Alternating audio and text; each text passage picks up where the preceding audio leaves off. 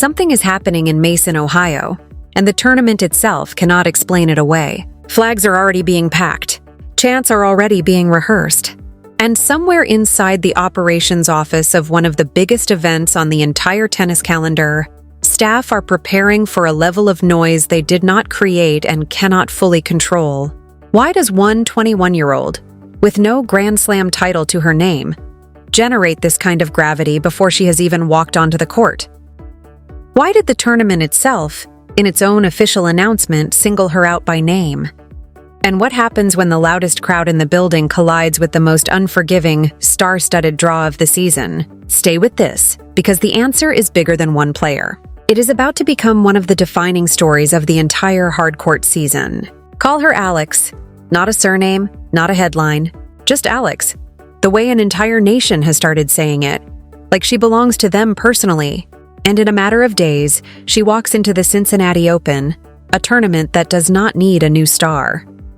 It already has legends: Aryna Sabalenka, Mira Andreeva, Amanda Anisimova, Naomi Osaka, Elena Rybakina, defending champion Iga Swiatek.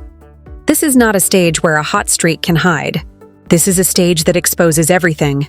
And yet, out of that entire field, the tournament's own player announcement stopped to specifically highlight Alex, alongside Brazilian sensation João Fonseca, for having some of the most, in their own words, ardent and raucous supporters in the sport. Think about what that actually means. Out of a draw filled with icons, the institution itself is bracing for her fans specifically. That is not hype some fan account invented. That is an organization admitting they have noticed something they cannot fully manage. And the scale of what she is walking into is almost hard to process. In 2025, this tournament pulled in a record 285,571 fans from every state in the country and 65 nations around the world. In 2026, organizers are bracing for nearly 300,000 inside a completely rebuilt 40-acre site that came out of a reported $260 million renovation. New courts, new fan zones, new entertainment. A tournament transformed into something closer to a sporting festival than a single event.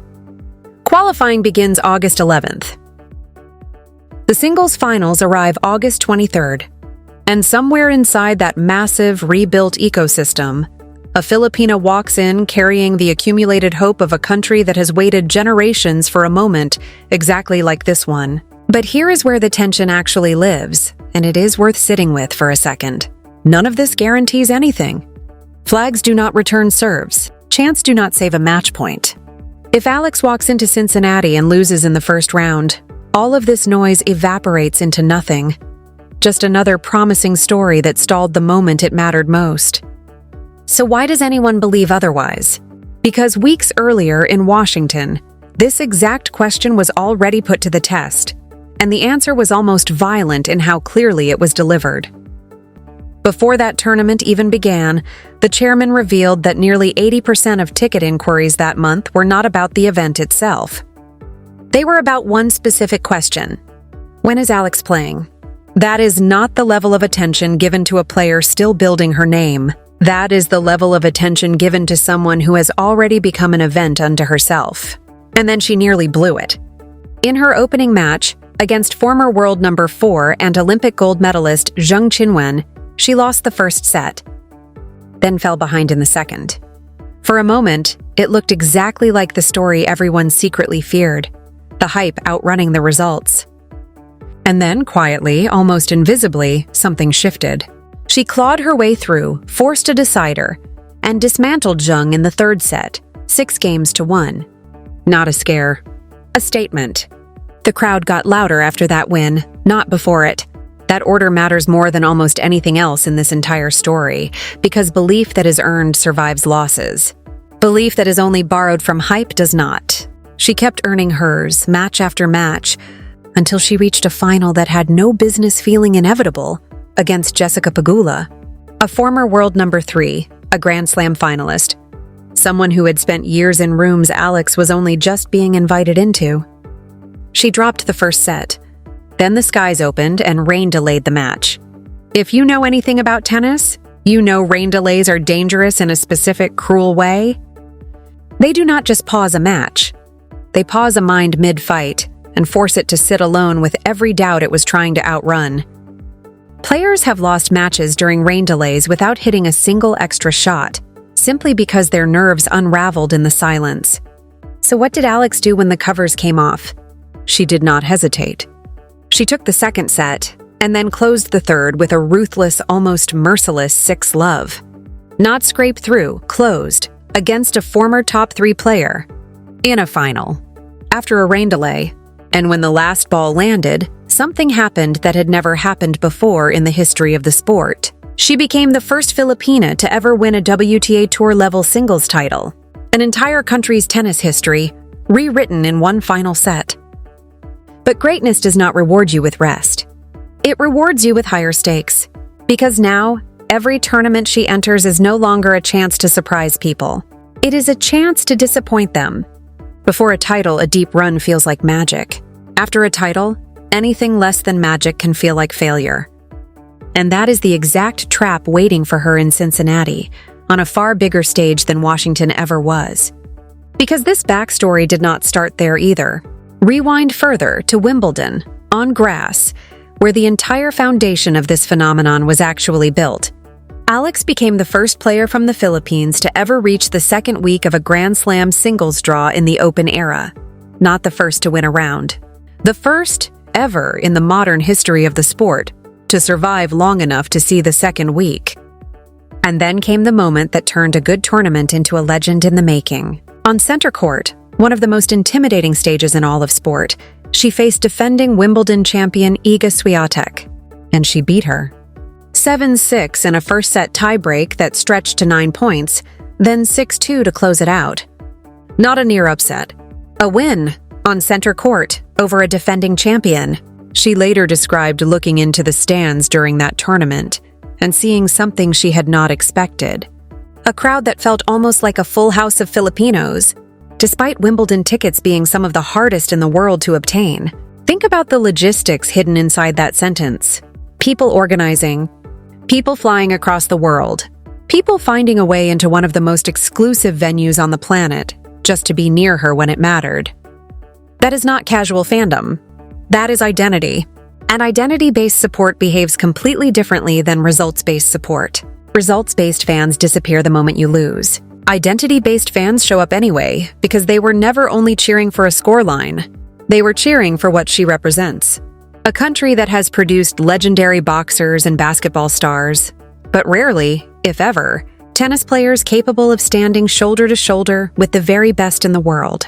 A 5-week stretch on grass, a WTA 125 title in Birmingham, a semifinal in Berlin, and then that Wimbledon breakthrough pushed her all the way to a career-high ranking of world number 28. 12 months earlier, the conversation around her was cautious, whispers about whether she could crack the top 100. Now the conversation has shifted entirely, not whether she belongs in the top 30, but how much higher she is capable of climbing. When the WTA opened voting for its mid-season fan award, Star of the Swing, the results were not close. She won with nearly 90% of the vote. 90%. That number does not happen from casual interest. That happens when an entire fan base mobilizes with the urgency usually reserved for something far bigger than a tennis poll. So here is Cincinnati, arriving at exactly the moment this story cannot afford to slow down. A record-breaking crowd expected. A freshly rebuilt, sprawling venue. A draw stacked with legends who have already broken bigger names than hers. And here is the part that should genuinely unsettle you if you are paying close attention. Every one of her biggest wins so far has raised the ceiling of what people now expect from the next one, and raised expectations are their own opponent, one that does not live on the other side of the net, but entirely inside her own head. Can she carry the weight of an entire country's hope into a draw filled with multiple Grand Slam champions? Can she manage the psychological shift from being the hunter to suddenly being the hunted, the player everyone studies instead of overlooks? Can she walk out in front of nearly 300,000 fans across this tournament, many of them there specifically because of her, and still play like nobody is watching? Nobody knows. That is not a dodge. That is the actual truth. And it is exactly why this is worth watching instead of assuming how it ends. Because elite sport does not become gripping through guaranteed victory. It becomes gripping through uncertainty, wrapped around someone who has already proven she is capable of something extraordinary. If she were ranked 200 and unknown, a first-round exit would mean nothing. But she is not unranked. She is not unknown. She is a champion now, a Grand Slam second week. Champion now, a Grand Slam second week. Competitor, a player who beat a defending Wimbledon champion on the most famous court in the sport. Which means every match from here forward carries weight it did not carry a year ago. That weight will either forge her into something her country has never produced before, or it will become the exact pressure that stalls everything she has built. Nobody watching gets to skip ahead and find out early. You have to sit with it point by point the same way she does. And maybe that is the real reason the flags keep multiplying wherever she goes. Not because people expect a guaranteed outcome, but because they have learned, over and over, that when things look darkest, down a set, down a break, sitting through a rain delay with a final slipping away, she has a way of finding something extra exactly when it matters most. That is not a guarantee. It is a pattern. And patterns like that are exactly what turn a good athlete into a phenomenon people organize their travel around, their vacation days around, their entire weekends around. So when the lights come up in Cincinnati, when her name is finally called and the first Philippine flag rises somewhere in that crowd of hundreds of thousands, followed by another and another, until the chants roll through the stands like something rehearsed for days, even though nobody planned it at all. Remember how this actually started. Remember Washington, where 80% of the questions were about one player before she had even played a match. Remember the third set against Jung, when a struggling comeback turned into a statement. Remember the rain delay against Pegola and the 6-love set that followed it. Remember center court and a defending champion who never saw it coming. None of that happened because a crowd willed it into existence. It happened because, point after point, match after match, she kept finding a way to be the player worth flying across the world to watch. Cincinnati does not need her to already believe that. Cincinnati is simply the next place she has to prove it all over again, against players who have already beaten legends themselves, on a stage that has already broken bigger names than hers.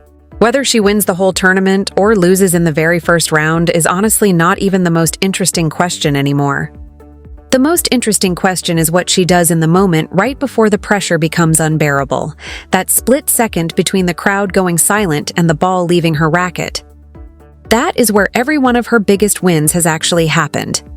Not in the celebration after, in that split second before. And in a few days, under lights, in front of the loudest, largest crowd this tournament has ever assembled, we finally get to watch her walk back into that exact split second one more time. Nobody, not the analysts, not the bookmakers, not even her own team can tell you what happens next, which is exactly why an entire tennis world and an entire nation standing behind her simply cannot look away.